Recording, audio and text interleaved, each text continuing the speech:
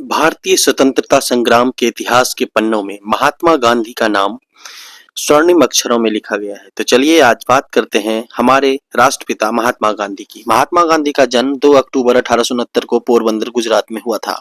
महात्मा गांधी के पिता का नाम मोहनदास करमचंद गांधी था। पत्नी का नाम कस्तूरबा गांधी था। माता का नाम पुतलीबाई था।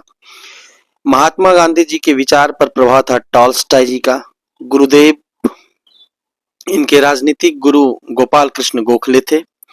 इन्होंने महत्वपूर्ण स्वतंत्रता संग्राम में आंदोलन भी किए हैं। चंपारण सत्याग्रह, असहयोग आंदोलन, सविनय अवज्ञा आंदोलन की शुरुआत दांडी यात्रा से हुई थी। भारत छोड़ो आंदोलन।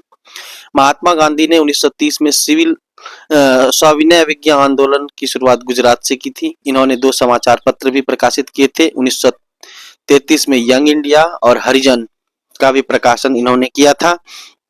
महात्मा गांधी हमारे देश के उन नवरत्नों में से एक हैं जिनके बिना भारत की स्वतंत्रता की लड़ाई सफल ना हो पाती। महात्मा गांधी ने कहा था, भारत की आत्मा गांव में निवास करती है। गुजरात में साबरमती आश्रम की स्थापना उन्होंने 1917 में की। महात्मा गांधी ने अपनी सत्याग्रह की विधि सबसे पहले दक्षिण अफ्रीका में अपनाई थी। यंग इंडिया, हरिजन उन्होंने समाचार पत्र प्रकाशित किया था। गांधी जी की धार्मिक ग्रंथ जो में श्रीमद् भागवत गीता था। नमस्कार, स्वागत, अभिनंदन, आभार। आज बात करेंगे राष्ट्रवाद, समाजवाद और पूंजीवाद की। राष्ट्रवाद क्या होता है? राष्ट्रवाद एक राष्ट्रीय चेतना का उदय है। राष्ट्र की स्वतंत्रता के लिए लड़ी गई लड़ाई ही राष्ट्रवाद है। प्रत्येक देश के लोगों के दिलों में अपने अपने देश के प्रति एक मान सम्मान अभिमान होता है और वही राष्ट्रवाद है।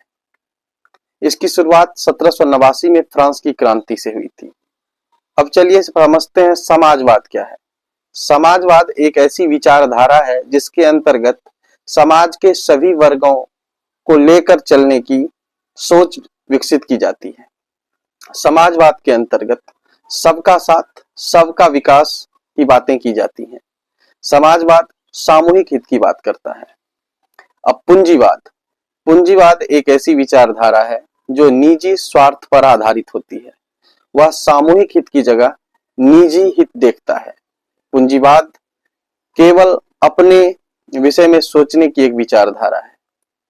आशा करता हूं आप लोग राष्ट्रवाद, समाजवाद और पूंजीवाद को आसानी से समझ गए होंगे। हमें अपने सुझाव अवश्य दें। मेरे चैनल को लाइक, शेयर, सब्सक्राइब अवश्य करें। बहुत बहुत धन्यवाद। आप लोगों को होली की ढेर सारी शुभकामनाएं।